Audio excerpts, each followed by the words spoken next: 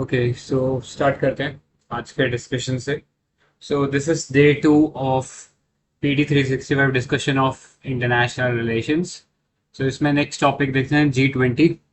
और इस साल मतलब लास्ट ईयर इंडिया ने होस्ट किया था G20 summit for the first time, and इसलिए ये वाला जो पूरा G20 वाला जो है ना issue, this becomes quite important for the exam. तो इंडिया की प्रेसिडेंसी थी G20 का, और पहला प्रेसिडेंसी था जिसका थीम था वसुदेव कुटुंबकम, which means the entire world is a family. तो या one earth one family and one future, ये थीम था इस G20 समिट का। तो एक तो ये पता होना चाहिए बेसिक चीज। अब इसके की आउटकम्स क्या क्या थे, ये आउटकम्स सारे इंपॉर्टेंट नहीं है, बट इनमें से कुछ एक जो चीजें हैं वो काफी पिक्यूलियर है, तो वो हमें पता होनी चाहिए और उन्हीं को ही हम लोग देखेंगे। सो पहला देखो, launch of global biofuel alliance, जिसका काम था to increase the consumption of biofuel. This is in line with the India's national biofuel policy. आपको उसके अंदर 4 generation of biofuels I hope सभी को पता होंगे, एनवायरमेंट पीटी में हम लोगों ने डिस्कस भी किए थे। अगर किसी को डाउट हो तो लास्ट में पूछ लेना। सो बायोफ्यूल के लिए ये अलायंस लॉन्च किया गया था, इसके बारे में आगे और डिटेल में पढ़ेंगे। नेक्स्ट, एक मेमोरेंडम ऑफ अंडरस्टैंडिंग साइन किया गया था to establish the India Middle East Europe economic corridor. तो ये एक बहुत सिग्निफिकेंट स्टेप था, बिकॉज इंडिया ने पहली बार ऐसा कोई लॉन्ग टर्म इंफ्रास्ट्रक्चर प्रोजेक्ट जो है, specially in the western Asia से होते हुए यूरोप तक कनेक्ट करने वाला, पहली बार ऐसा कोई इनिशिएटिव लॉन्च किया था। ठीक है। इसके अलावा इस G20 समिट के दौरान अफ्रीकन यूनियन को as a permanent member of G20 declare किया गया, and this was on the initiative of India. ठीक है। इससे पहले केवल एक और ऐसी ऑर्गेनाइजेशन है या फिर एक ग्रुप ऑफ कंट्रीज है जो कि इसमें पहले थी, that was the European union, और अब अफ्रीकन यूनियन भी इसमें इंक्लूडेड है। ठीक है। इसके अलावा बहुत सारे और भी आउटकम्स थे, जैसे एक प्रपोजल बेसिकली पेश किया गया to launch the G20 satellite mission for environment and climate observation for global south. ठीक है। ग्लोबल साउथ के लिए एक G20 सैटेलाइट लॉन्च करने की बात करी गई, और इसका एम होगा एनवायरमेंट और क्लाइमेट ऑब्जर्वेशन करना। आपको पता है कोई भी ज्यादातर अर्थ ऑब्जर्विंग सैटेलाइट जो होती है वो कौन से ऑर्बिट में होती है, तो वो लो अर्थ ऑर्बिट में होती है। ठीक है। सो ये पता होना चाहिए। नेक्स्ट देखो, global regulatory framework for crypto assets and use of artificial intelligence. तो ये तो जेनरिक सी चीज थी, ज्यादा इसमें सिग्निफिकेंट नहीं था। नेक्स्ट एक सिग्निफिकेंट डेवलपमेंट था, that was the consensus on G20 framework for GDPIR, which is the global digital public infrastructure repository. आपको पता है इंडिया का जो डिजिटल पब्लिक इंफ्रास्ट्रक्चर है उसमें ब्रॉडली 3 लेयर्स हैं। ठीक है। 3 लेयर्स में एक तो हो गया आइडेंटिटी, राइट, एक हो गया ट्रांजैक्शन या पेमेंट, और तीसरा हो गया डेटा एक्सचेंज। ये 3 लेयर हैं। इन सब के एग्जाम्पल्स आप सभी को पता है। आइडेंटिटी के लिए हमारे पास क्या है, हमारे पास आधार है। पेमेंट के लिए हमारे पास UPI है, और डाटा एक्सचेंज के लिए हमारे पास डिजी लॉकर जैसे प्लेटफॉर्म्स बने हुए हैं। तो ये इंडिया का जो डिजिटल पब्लिक इंफ्रास्ट्रक्चर है, इसको ग्लोबल स्केल पे हम लोग एज अ सॉल्यूशन प्रेजेंट करना चाहते हैं, राइट। और उसके लिए हम लोग एक global digital public infrastructure repository तैयार करने का बात किया है, जहाँ पे सिर्फ ना सिर्फ इंडिया की ये जो DPI है, बल्कि अक्रॉस द वर्ल्ड अगर किसी ने कोई अच्छा DPI बनाया है, तो इस रिपोजिटरी में उसके बारे में जो भी इंफॉर्मेशन या जो भी रिसोर्सेज रहेंगे वो इस ग्लोबल रिपोजिटरी में मिल सकते हैं। ठीक है। इसके अलावा members for the first time unanimously endorsed advancement of culture as a standalone goal। Culture का भी जो प्रमोशन है दैट इज इंपॉर्टेंट, उसका भी एडवांसमेंट होना चाहिए, और इसके लिए एक डॉक्यूमेंट तैयार किया गया था जिसका नाम है काशी कल्चर पाथवे। ठीक है। तो ये इंपॉर्टेंट है। इसके अलावा स्टार्टअप 20 एंगेजमेंट ग्रुप था। ठीक है। ये छोटे छोटे इनिशिएटिव्स थे जो पता होना चाहिए। इसके अलावा proposal of one future alliance and social impact fund to implement the digital public infrastructure in global south. ठीक है। अब आपको ये तो पता है DPI क्या है, ग्लोबल साउथ के बारे में भी आपको पता है। ग्लोबल साउथ मतलब डेवलपिंग कंट्रीज जो है ना, उनको ग्लोबल साउथ बोलते हैं। डेवलपिंग या लीस्ट डेवलप्ड जो कंट्रीज होती है उनको हम बोलते हैं ग्लोबल साउथ। तो उनको फोकस करता हुआ ये जो स्किल इम्पैक्ट फंड है ये काम करेगा। ठीक है। तो ये पता होना चाहिए इसके बारे में। नेक्स्ट, कुछ और प्रिंसिपल या कुछ और थीमेटिक रोड मैप्स भी बेसिकली हुए इस G20 समिट्स के डिफरेंट मीटिंग्स के दौरान। तो आपसे कभी कभी ना डायरेक्टली ये पूछ लेगा कि जयपुर कॉल ऑफ एक्शन क्या है, या चेन्नई हाई लेवल प्रिंसिपल्स क्या है। ठीक है, तो इस टाइप से अगर कोई क्वेश्चन आता है तो उसके लिए अपने को पहले से प्रिपेयर रहना। तो Jaipur call for action for enhancing MSMEs access to information to promote their integration of MSME into international trade. ठीक है, तो ये स्पेसिफिकली एमएसएमई को टारगेट कर रहा था, और इसमें बेसिकली जो एमएसएमई का जो रोल है इन द इंटरनेशनल ट्रेड उसको बढ़ाने की बात की गई थी through access of information to them, मतलब उन्हें प्रॉपर इंफॉर्मेशन मिले जिससे कि वो इंटीग्रेट हो पाए इंटरनेशनल ट्रेड से। नेक्स्ट है Chennai high level principles for sustainable and resilient blue ocean based economy. ठीक है, next Gandhinagar implementation road map. So ये बेसिकली एक ग्लोबल लैंड इनिशिएटिव है जिसके अंदर जो डिग्रेडेड लैंड है उसको हम रिक्लेम करेंगे या रिड्यूस करेंगे डिग्रेडेड लैंड बाय 50% बाय 2040। ठीक है, next Goa road map for tourism, right. तो सस्टेनेबल टूरिज्म की तरफ बात कर रहे हैं। तो देखो इन सिटीज का जो नाम है इसके थ्रू आप ना कुछ नेमोनिक्स बना सकते हो या फिर कुछ ऐसे अपने माइंड में मेंटल मैप्स तैयार कर सकते हो। जैसे जयपुर है, तो जयपुर में आप समझ सकते हो कि बहुत ज्यादा हैंडी वर्क होता है। ठीक है, वहाँ पे बहुत सारी डाइंग होती है, हैंडीक्राफ्ट्स होते हैं। ठीक है, वहाँ की कुछ हैंडीक्राफ्ट बहुत फेमस है। आई थिंक बंदनी आपने सुना होगा, एक बंदनी डिजाइन होता है, तो वो वहाँ पे होता है। ठीक है, कलरिंग होती है बेसिकली वुमेन क्लोथिंग की, तो बंदनी स्टाइल होता है। ऐसे ही ब्लू पोट्री भी है। तो आप ऐसा समझ लो कि जयपुर में बहुत ज्यादा कलाकार हैं, तो कलाकार जो है वो एमएसएमई में होते हैं। ठीक है, ऐसे करके आप याद रख लो कि जयपुर जो है under the G20 summit this was responsible और this was for the enhancing MSMEs access to information. ठीक है, नेक्स्ट चेन्नई क्या है। चेन्नई एकदम कोस्ट पे लोकेटेड है, पानी वहां पे काफी सारा है, और मछली या जो ब्लू ओशन बेस्ड इकोनॉमी जो है उसको काफी या काफी बड़ा रोल है चेन्नई का उस ब्लू ओशन बेस्ड इकोनॉमी में, क्योंकि एकदम समुद्र तट के पास पड़ता है और एक बहुत मेजर मेट्रोपॉलिटन सिटी है। ठीक है, नेक्स्ट गांधीनगर की बात करते हैं। तो गांधीनगर में आप ऐसा मान के चलो कि गांधीनगर में बहुत बड़ा एरिया है, मतलब अगर कोई गया होगा ना तो उसने देखा होगा, अहमदाबाद के पास लोकेटेड है, almost around I think 20 kilometres के रेंज में ही है। बट बहुत सारा एरिया ना अभी सिर्फ गवर्नमेंट के अंडर ही है, लाइक ज्यादा लोग बाग रहते नहीं है वहाँ पे, और बहुत ज्यादा एरिया जो है ना यहाँ पे थोड़ा बहुत फॉरेस्ट है, ऑल्दो नॉट डायरेक्टली फॉरेस्ट, वो इनफॉर्मल फॉरेस्ट है, मतलब किसी ने डिक्लेयर नहीं किया अभी उन्हें, बट है वो उस टाइप का फॉरेस्ट। और कई बार आपने देखा भी होगा कि यहाँ पे ना वो तेंदुआ जो है वो आ जाता है, कई बार सुना होगा गांधीनगर में तेंदुआ आ गया। ठीक है, तो आप ऐसे समझ सकते हो this is related to land, क्योंकि यहाँ पे लैंड काफी खाली है गांधीनगर में। नेक्स्ट गोवा। तो गोवा तो आप सभी को पता है टूरिज्म से रिलेटेड है, तो आप ऐसे करके याद रख सकते हो। तो ऐसे करके कहने का मतलब ये था, अपने अपने नेमोनिक्स बना लो जो भी आपको ठीक लगते हैं। ये मैंने नेमोनिक्स बनाए हैं इसके लिए। नेक्स्ट देखो अफ्रीकन यूनियन की भी हम लोगों ने बात किए थे कि इसको हम लोगों ने परमानेंट मेंबर बनाया है G20 का। सो अफ्रीकन यूनियन के बारे में बात करते हैं। इसका हेडक्वार्टर है अदीस अबाबा में, और ये अदीस अबाबा जो है इथियोपिया की कैपिटल। ठीक है, इथियोपिया इज इन अफ्रीका और सीड कंट्रीज के अंदर आता है। ठीक है, या हॉर्न ऑफ अफ्रीका कंट्रीज में है ये। So this African Union was launch in 2002। इससे पहले एक दूसरी ऑर्गेनाइजेशन थी called the organisation of African unity, उसका नाम चेंज कर दिया गया था। तो जो 55 मेंबर स्टेट है मतलब अफ्रीका के अंदर, वो सब इसके मेंबर्स हैं, और इसका काम वही है अफ्रीका का ग्रोथ और इकोनॉमिक डेवलपमेंट करना। और रिसेंटली इसने ना नाइगर को सस्पेंड कर दिया था फ्रॉम इट्स मेंबरशिप, बिकॉज वहां पे मिलिट्री कू हो गया था। ठीक है, तो आजकल यूपीएससी इसी टाइप के क्वेश्चन पूछ रहा है कि कहाँ पे रिसेंटली अनरेस्ट हुआ। ठीक है, तो आपको पता होना चाहिए नाइगर जो है this is a west African country, and वहां पे अभी मिलिट्री कू हुआ था जिसके कारण अफ्रीकन यूनियन ने इसे सस्पेंड कर दिया था। राइट, इसके अलावा इंडिया जो है अभी अफ्रीकन यूनियन को हम लोगों ने इनवाइट तो किया, इसके अलावा भी और बहुत सारे ग्रुपिंग्स है अफ्रीका में जिससे इंडिया एंगेज करता है। जैसे एक है AFCFTA। ठीक है, सो ये जो एग्रीमेंट है this was signed in 2018 between 15 African Nations, और इससे एक फ्री ट्रेड एरिया डेवलप हो गया अफ्रीकन कॉन्टिनेंट के अंदर। तो इंडिया इसके साथ एंगेज करता है ताकि इंडिया के जो गुड्स हैं वो फ्रीली ट्रेड कर सके इन अफ्रीकन रीजन।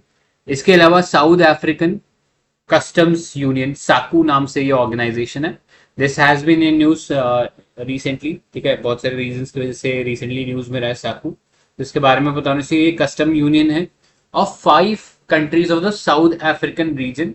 अभी कौन कौन सी कंट्री है, तो these are Botswana, Eswatini, Lesotho, Namibia and South Africa.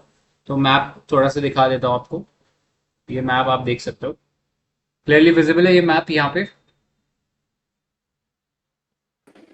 Yes sir. Okay, तो यहाँ पे देख लो ये कंट्रीज का, आपको एक तो मैपिंग वगैरह पता होना चाहिए। सो यहाँ पे आप देख लो, ये 5 कंट्रीज के बारे में बात किया। दीज आर नामीबिया, ठीक है, बोट्सवाना, नीचे साउथ अफ्रीका, यहाँ लेसोथो, ठीक है, यहाँ पे स्वाजीलैंड है, राइट। तो ये कंट्रीज हैं जो कि अफ्रीकन यूनियन में, सॉरी, साकू के अंदर है, ठीक है, तो इसके बारे में पता होना चाहिए।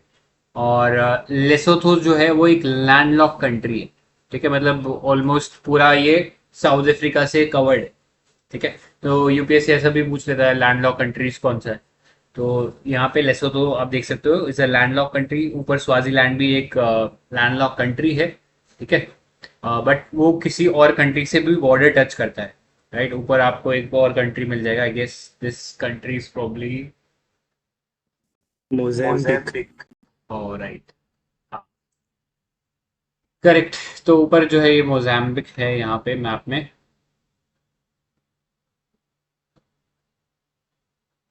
राइट।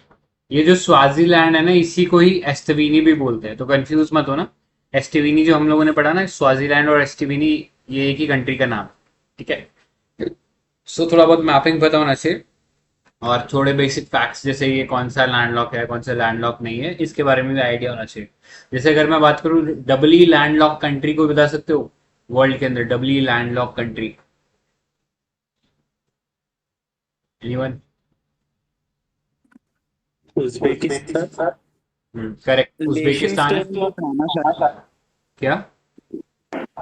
लेशनस्टेन। हाँ, लाइकेस्टाइन भी है, तो वो करेक्ट, बढ़िया। तो ये पता होना चाहिए, 2 कंट्रीज हैं जो कि डबली लैंडलॉक है। मतलब लैंडलॉक का मतलब क्या होता है कि आप डायरेक्टली सी के अंदर नहीं खुलता है, ठीक है, समुद्र से टच नहीं होती आपकी बाउंड्री, बट डबली लैंडलॉक मतलब आपका जो नेबर है वो भी सी को टच नहीं कर रहा है, ठीक है। तो ये एक यूनिक चीज है 2 कंट्रीज में, उज्बेकिस्तान और लाइकेस्टाइन में, ठीक है। मैं यहाँ लिख भी देता हूँ ताकि याद रहे, उज्बेकिस्तान और लाइकेस्टाइन। स्पेलिंग गलत होगी तो देख लेना, ठीक है। आगे बात करते हैं G20 के बारे में। तो G20 was founded in 1999 following the financial Asian financial crisis. उसके बाद बेसिकली एक फोरम के तौर पे चालू हुआ था, जहाँ पे फाइनेंस मिनिस्टर्स जो थे और central bank governors of these 20 countries, जो कि 20 इंपॉर्टेंट इकोनॉमिक पावर्स थी, वो आपस में बैठ के डिस्कस करते थे। धीरे धीरे इसका लेवल रेस किया गया to the level of head of the state, ठीक है। तो हेड ऑफ द स्टेट के लेवल पे इसे रेस कर दिया गया, और फिर यहाँ पे जो प्राइम मिनिस्टर्स और जो प्रेसिडेंट्स हैं डिफरेंट कंट्रीज के, वो पार्टिसिपेट करने लगे। तो 20 मेंबर्स हैं, और बहुत सारे यूपीएससी के एग्जाम्स में ये जो 20 कंट्रीज हैं, कई बार इन्हीं के बारे में पूछ लिया जाता है कि कौन कौन मेंबर हैं इसमें, ठीक है। तो आपको आइडिया होना चाहिए, Argentina, Australia, Brazil, Canada, China, France, Germany, India, Indonesia, Italy, Japan, Korea, Mexico, Russia, Saudi Arabia, South Africa, तुर्की, United Kingdom, United States, African Union and European Union. तो ये कंट्रीज हैं, और आपको पता होना चाहिए African Union was recently joined या invited as a member to the G20, ठीक है। और India has been the founding member, शुरू से ही इंडिया इसके अंदर है। अब G20 का ना कोई परमानेंट सेक्रेटेरिएट नहीं है। G20 का जो समिट होता है, दिस इज हेल्ड एनुअली, हर साल होता है, under the leadership of a rotating presidency. इसकी जो प्रेसिडेंसी है रोटेट करती रहती है। अभी हालांकि इंडिया के पास ये पहली बार आई है, ठीक है, आगे फिर फ्यूचर में वापस आएगी। सो इसके अंदर ये जो प्रेसिडेंसी होती है, this is supported by troika. तो कभी भी ये वर्ड आए आपके पेपर वगैरह में, तो आपका दिमाग में तुरंत क्लिक हो जाना चाहिए, ट्रॉयका आपने G20 में पढ़ा है, ठीक है। सो ये जो ट्रॉयका है, मतलब इसमें 3 चीजें होती हैं। तो इसमें प्रेसिडेंसी जो है रिवॉल्व करती है between current, previous and the incoming presidency. मतलब अभी जिसके पास है, पहले जिसके पास थी, और आगे जिसके पास जाएगी, इन 3 कंट्रीज का ये ग्रुपिंग बनता है जिसे ट्रॉयका बोलते हैं। और इस 2023 में ट्रॉयका किस किस का था? This was India, Indonesia and Brazil. अब इंडोनेशिया, क्योंकि इंडिया से पहले वाला जो G20 समिट हुआ था वहां पे इंडोनेशिया के पास प्रेसिडेंसी थी, फॉर दैट रीजन इंडोनेशिया इसमें है। अब 2024 में जो होगा आगे G20 समिट, उसमें ब्राजील जो है वो प्रेसिडेंसी होल्ड करेगा। और क्योंकि इंडिया के पास प्रीवियसली थी तो इंडिया भी इस ट्रॉयका का पार्ट रहेगा। And then next South Africa के अंदर होगा। तो 2024 में जो ट्रॉयका होगा वो इन 3 कंट्रीज का होगा। ठीक है। अब इसमें 2 पैरेलल ट्रैक्स होते हैं, फाइनेंस ट्रैक, शेरपा ट्रैक। ठीक है। तो ये भी एक इंपॉर्टेंट इवेंट्स होते हैं। नेक्स्ट, इसमें कोई परमानेंट सेक्रेटेरिएट और स्टाफ नहीं होता, बिकॉज इसकी जो प्रेसिडेंसी होती है वो रोटेट करती है।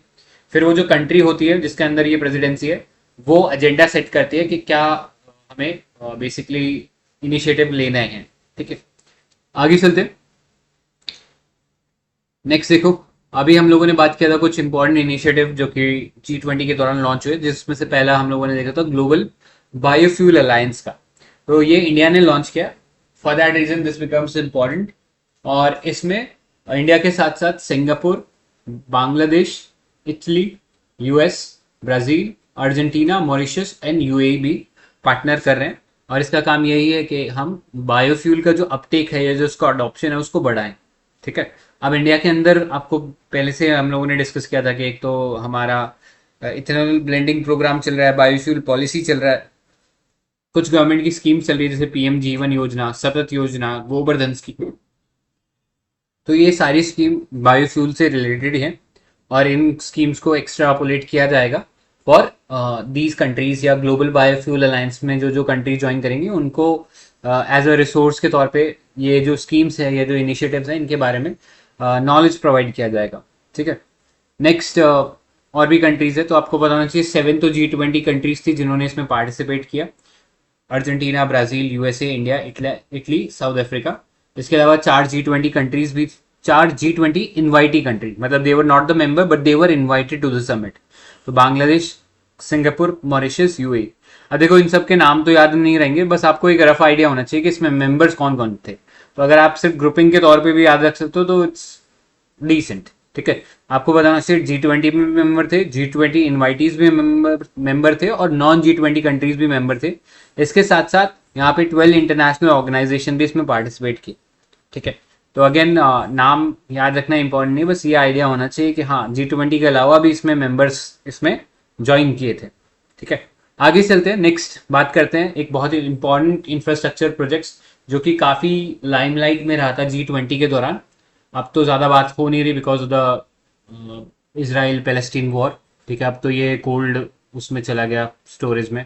ठीक है, अब जब आएगा तब पता लगेगा, बट उस टाइम बहुत लाइमलाइट में रहा था तो प्रॉब्ली सवाल आ सकता है। सो आपको पता होना चाहिए India, Middle East, Europe economic corridor के बारे में। अब ये जो है बेसिकली इनविसाज है as a rail road and ship network. ठीक है, तो इसमें रेल भी होगा, इसमें रोड भी होगा और इसमें शिप से भी ट्रैवल होगा। तो सपोज इंडिया में कोई कार्गो है, हमें उसे यूरोप में पहुंचाना है, तो कैसे जाएगा? वो मुंबई का जो JNPT पोर्ट है वहां पे आएगा, वहां से फिर सी के थ्रू ट्रैवल करेगा टू द यूएई। यहाँ पे जाबेल अली जो है प्लेस, यहाँ तक ट्रैवल करेगा, फिर वहां से बाय रोड मूव करेगा यूएई के अंदर अल गुवाफित नाम का ये जगह है, यहाँ पे ट्रैवल करेगा, फिर क्रॉस करेगा इनटू सऊदी अरेबिया। हराद नाम का जगह है, फिर अल हदीता सऊदी अरेबिया में जगह है। उसके बाद फिर this will cross into Jordan के अंदर क्रॉस कर देगा। ठीक है, जॉर्डन से फिर आगे इसराइल के अंदर क्रॉस कर जाएगा। ठीक है, सो ये ब्रॉड इसका मूवमेंट रहेगा इन द एशियन रीजन। उसके बाद ये मेडिटेरेनियन सी में आएगा। इसराइल में एक बहुत इंपॉर्टेंट पोर्ट है, हाइफा पोर्ट।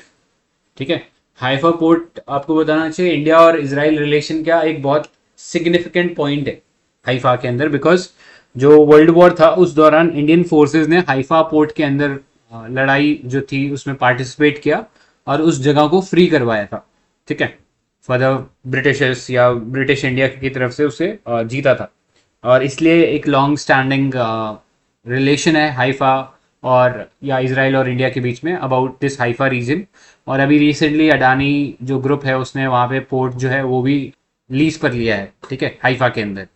राइट, सो हाइफा से फिर ये आगे मेडिटेरेनियन सी में ट्रैवल करेगा। मेडिटेरेनियन सी से फिर आगे ये this will travel to Greece. Greece में ये रीजन है पायरियस नाम से। तो यहाँ पे ये बेसिकली जो शिपमेंट है ये ट्रैवल करके फिर बाय रोड यूरोप में पूरा ट्रैवल करेगा।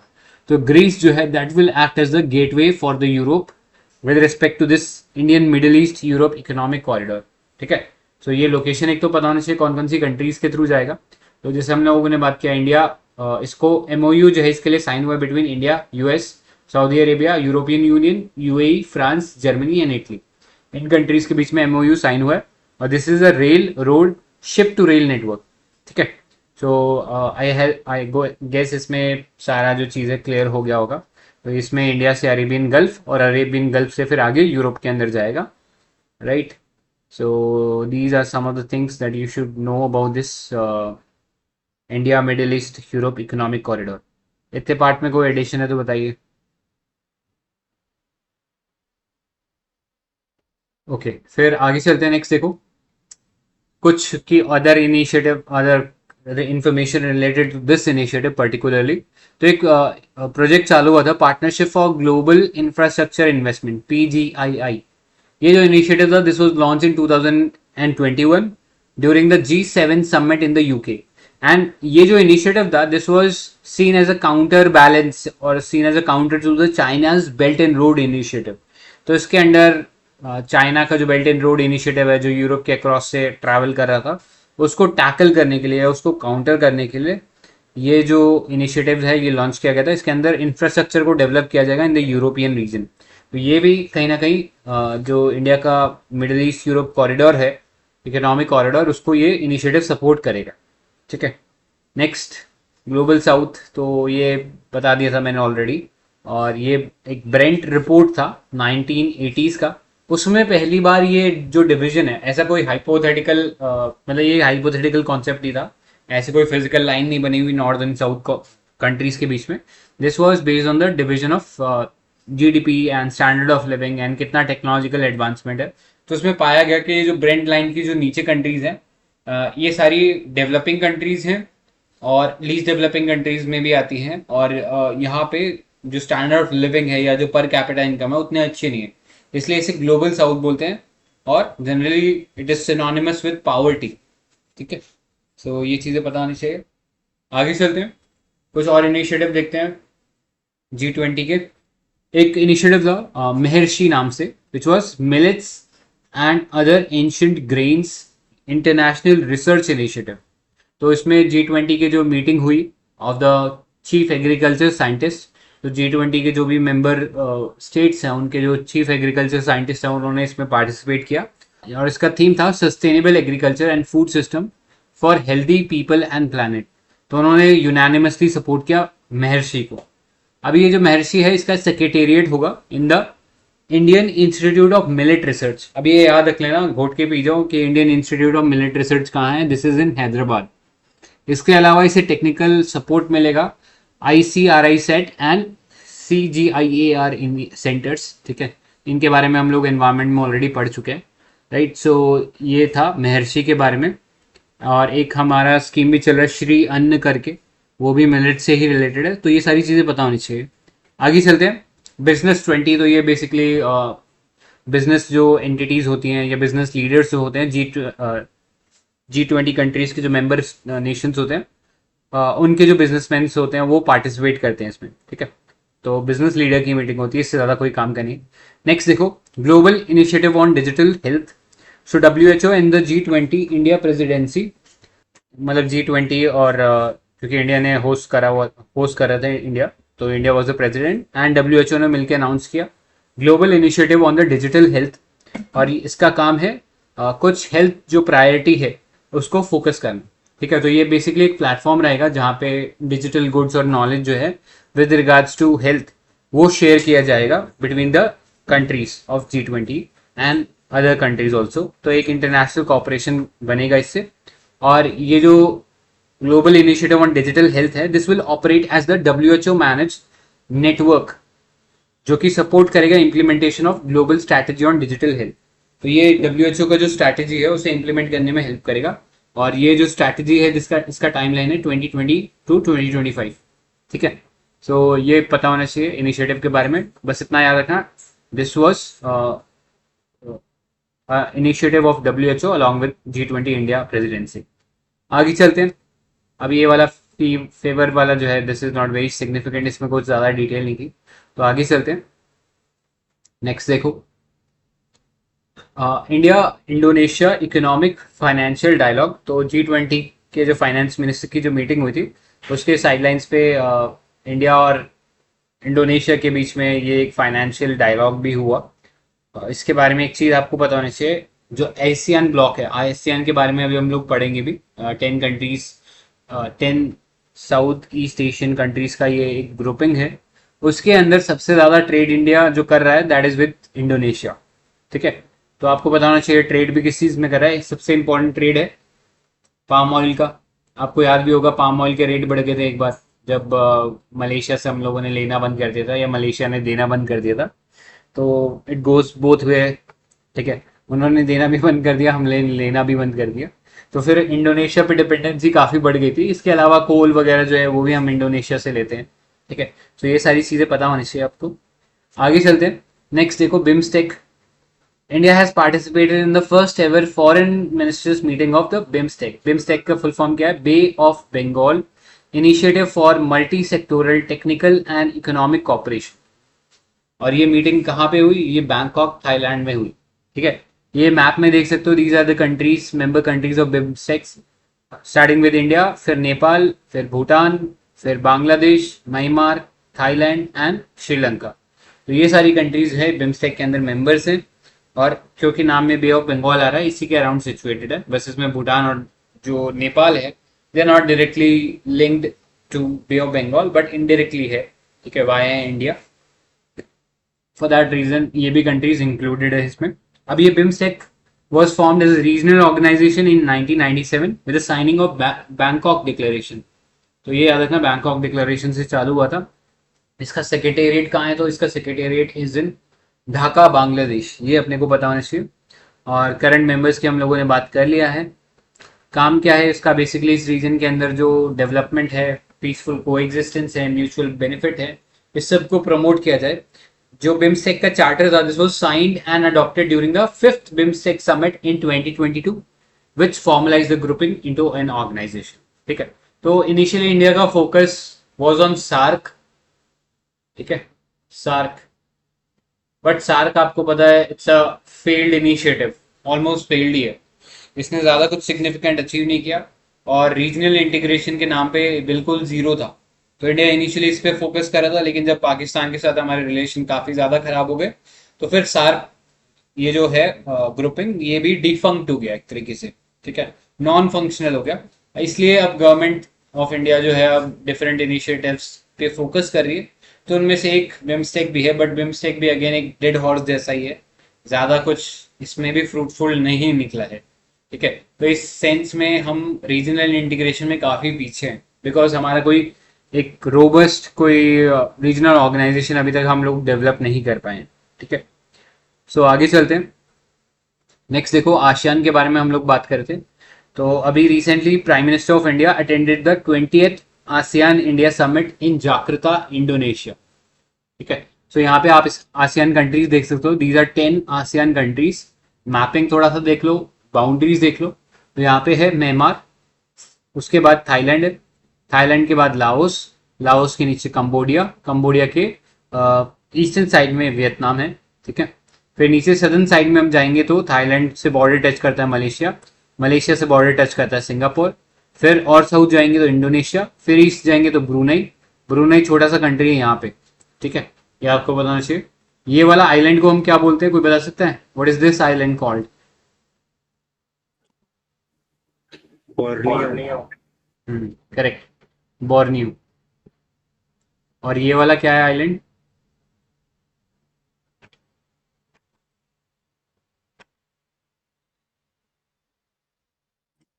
सुलावेसी। ठीक है, सो पता होना चाहिए। तो ये बेसिकली बोर्नियो के ऊपर लोकेटेड है ब्रूनई जो है।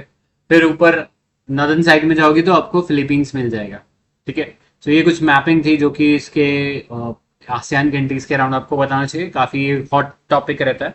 राइट, यहाँ पे कुछ इंपॉर्टेंट स्टेट्स भी हैं, जैसे आपको सबसे इंपॉर्टेंट स्टेट है स्टेट ऑफ मलक्का। ठीक है, यहाँ पे पड़ता है स्ट्रेट ऑफ मलक्का, राइट। तो अपना मैपिंग गेम भी थोड़ा स्ट्रॉन्ग करना, बिकॉज आजकल मैपिंग बेस्ड बहुत सारे क्वेश्चन पूछ रहे हैं, 2 या 3 क्वेश्चन मैपिंग बेस्ड तो आते ही है, तो इसलिए थोड़ा मैप वर्क अच्छा होना चाहिए। अब आगे चलते हैं, हाईलाइट्स कहते हैं। इंडिया ने 12 पॉइंट प्रपोजल जो था वो यहाँ पे प्रपोज किया था। इसमें एक तो था कि मल्टी मॉडल कनेक्टिविटी बढ़ाएं। इस मल्टी मॉडल कनेक्टिविटी मतलब रेल, रोड और शिप्स के थ्रू कनेक्टिविटी को बढ़ाया जाए, और इससे जो साउथ ईस्ट एशिया है और जो वेस्टर्न एशिया है उसको कनेक्ट किया जाए।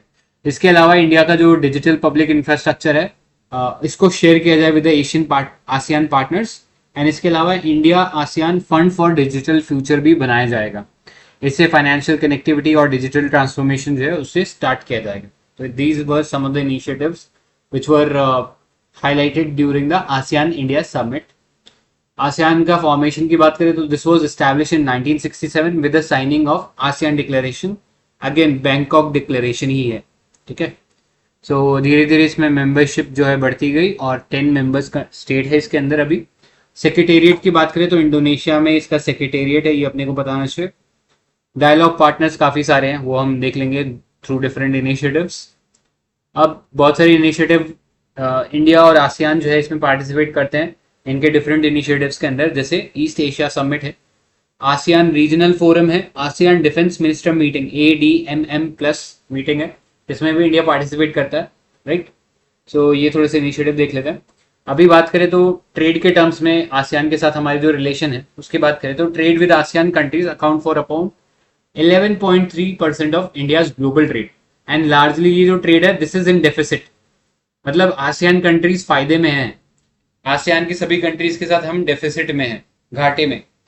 हम मतलब उनसे ज्यादा इंपोर्ट कर रहे हैं, एक्सपोर्ट इतना नहीं कर पा रहे हम लोग, ठीक है। इसके अलावा कुछ कनेक्टिविटी प्रोजेक्ट्स चल रहे हैं जैसे IMT Indian Myanmar Thailand trilateral highway, Kaladan multi modal project. तो ये आपको बताना चाहिए, these are some of the infrastructure projects that we are running with the ASEAN countries, right. आगे चलते हैं, नेक्स्ट देखो ईस्ट एशिया समिट की बात करते हैं। यहाँ पे भी प्राइम मिनिस्टर ने पार्टिसिपेट किया था। He attended the 18th east Asia summit in Jakarta Indonesia. और इस समिट के अंदर बेसिकली 18 कंट्रीज थी। अब 10 तो आसियान कंट्रीज थी इसके अंदर, जो हम लोग पहले डिस्कस कर चुके हैं। इसके अलावा Australia, China, India, Japan, New Zealand, south Korea, Russia और US भी इसमें पार्टिसिपेट किए, राइट। सो ये थी 18 कंट्रीज की grouping in the east Asia summit. आगे चलते हैं, नेक्स्ट देखते हैं ब्रिक्स के बारे में। ब्रिक्स में भी एक इम्पॉर्टेंट डेवलपमेंट हुआ। यहाँ पे इसका जो ग्रुपिंग है एक्सपैंड हो गया। अब 5 न्यू मेंबर्स हैं हमारे पास।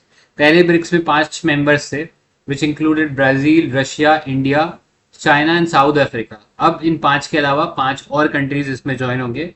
इनके नाम भी आपको बताने चाहिए, these are Egypt, Ethiopia, Iran, Saudi Arabia and UAE, ठीक है। तो ये कंट्रीज के नाम पता होने चाहिए, कौन कौन कंट्रीज मेंबर बने हैं।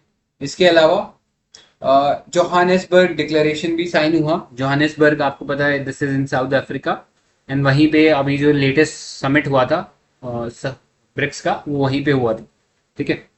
नेक्स्ट ब्रिक्स के जेनेसिस की बात करें तो this was officially formed in 2010 जब साउथ अफ्रीका इसमें ज्वाइन कर गया, तब ब्रिक्स एग्जिस्टेंस में आया। उससे पहले ब्रिक कंट्री चल रही थी, बट साउथ अफ्रीका ने जब ज्वाइन कर लिया तो इसे ब्रिक्स बोलने लगे। सो ये ग्रुपिंग था 5 टॉप इमर्जिंग या ह्यूज इमर्जिंग इकोनॉमीज का, ठीक है, जो कि डेवलपिंग थी उस स्टेट में और काउंटर कर सकती थी वेस्टर्न हेजिमनी को। अब एक चीज याद रखना, इसमें कोई सेक्रेटेरिएट नहीं है। करंट मेंबर्स की अगर हम बात करें तो टोटल 10 हो गए ब्रिक्स में, जो पहले थे Brazil, Russia, India, China, south Africa. इसके अलावा Ethiopia, Egypt, Iran, Saudi Arabia और UAE इसमें जुड़ चुके हैं। मेजर इनिशिएटिव्स की बात करें तो न्यू डेवलपमेंट बैंक एक इनिशिएटिव है। अब न्यू डेवलपमेंट बैंक आपको पता होना चाहिए, this is a counter to the western World Bank, ठीक है, उसको काउंटर करता है। तो ये डेवलपमेंट के लिए चीप लोन्स प्रोवाइड करते हैं। फिर कॉन्टेंजेंसी रिजर्व अरेंजमेंट, ये किसका काउंटर है? तो this is the counter to the IMF, International Monetary Fund. IMF का काम क्या होता है? शॉर्ट टर्म लिक्विडिटी प्रोवाइड करना या बेल आउट पैकेजेस देना।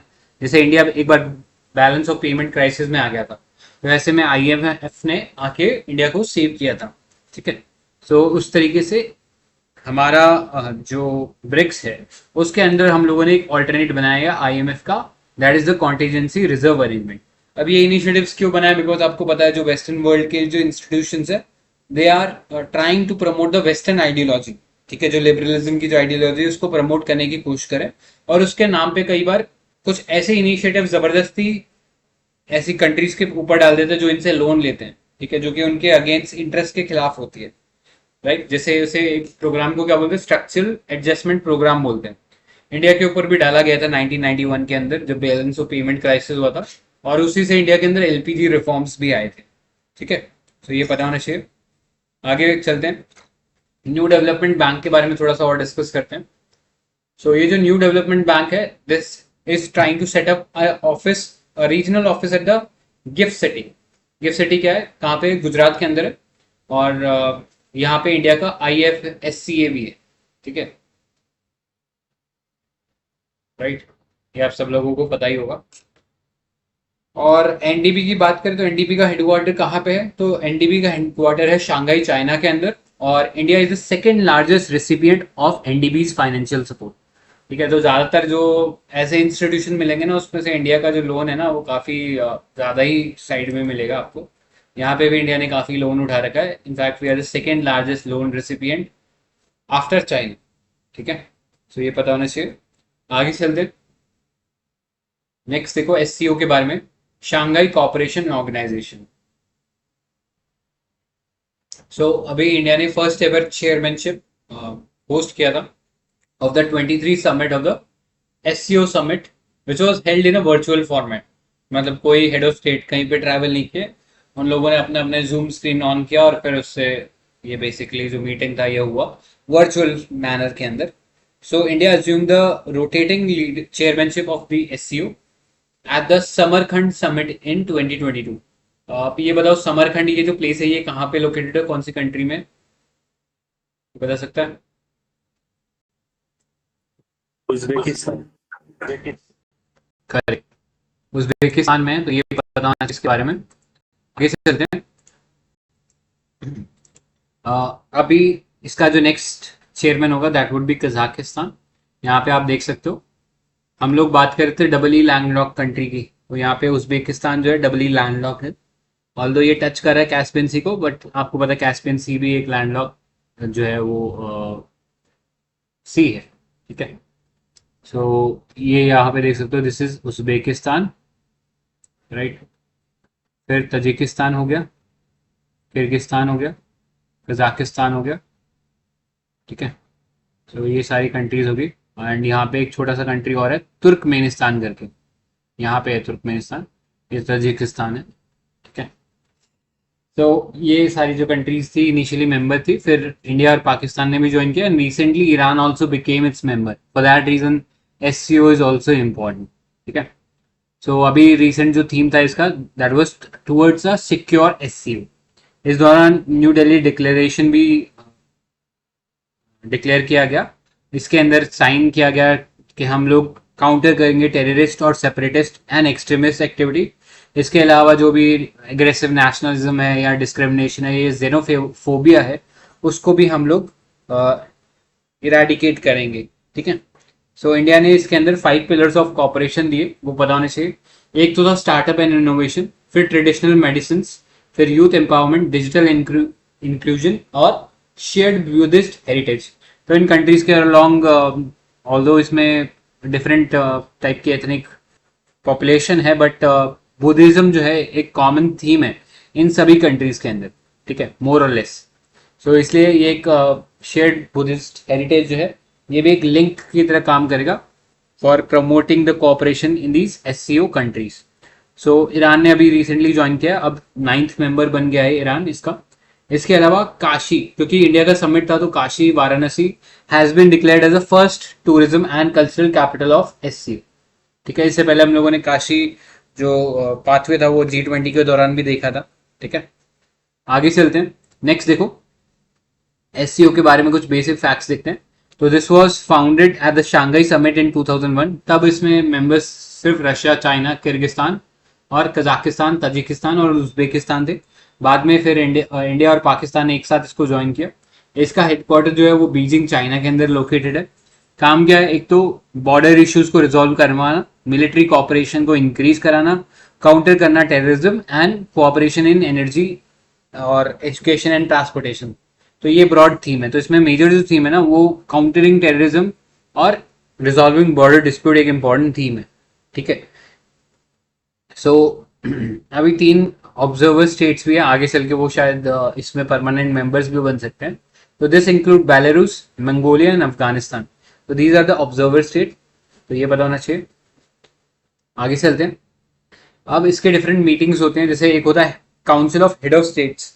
हेड ऑफ स्टेट मतलब जो कंट्री के प्रेसिडेंट होते हैं। बाकी सब कंट्रीज में देखा जाए एससीओ में, तो वहां के जो प्रेसिडेंट होते हैं he is the de facto ruler.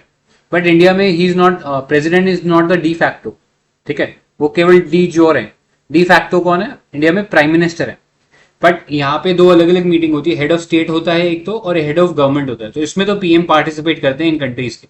But आपको पता है इंडिया में हमारा जो पीएम होते हैं वो he is basically D facto ruler of the state. तो इसलिए इंडिया के जो प्राइम मिनिस्टर हैं वो हेड ऑफ स्टेट वाली मीटिंग में जाते हैं। तो बाकी कंट्रीज के प्रेसिडेंट आते हैं, बट इंडिया और पाकिस्तान से यहाँ से पीएम आते हैं। ठीक है, तो ये पता होना चाहिए। हमारे इस तरफ से head of council of head of government में कोई और मिनिस्टर जाता है। ठीक है। नेक्स्ट, यहाँ पे 2 परमानेंट बॉडीज भी हैं। एक सेक्रेटेरिएट है बीजिंग के अंदर चाइना में, और दूसरा है regional anti terrorist squad, anti terrorist structure. ये ताशकंद में। ताशकंद कहाँ पे? Where is Tashkent?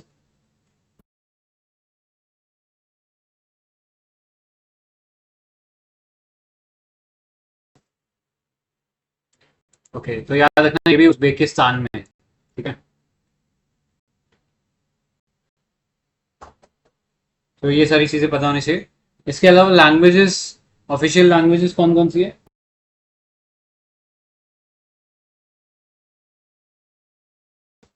Official language में आपको पता होना चाहिए रशिया और चाइनीज है। चाइनीज तो वैसे कोई लैंग्वेज नहीं है, दिस इज मैंडरिन।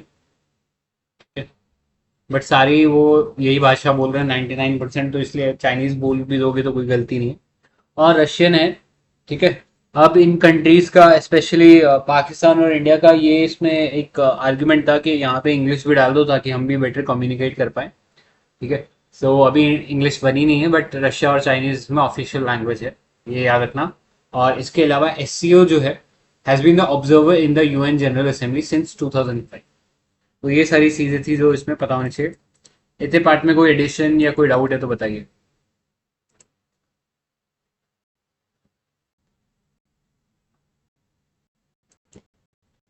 गाइस, आज के लिए यहीं एंड करते हैं। Tomorrow will start with the Asian Development Bank, यहाँ से कंटिन्यू करेंगे। So thank you for joining. Good night, bye.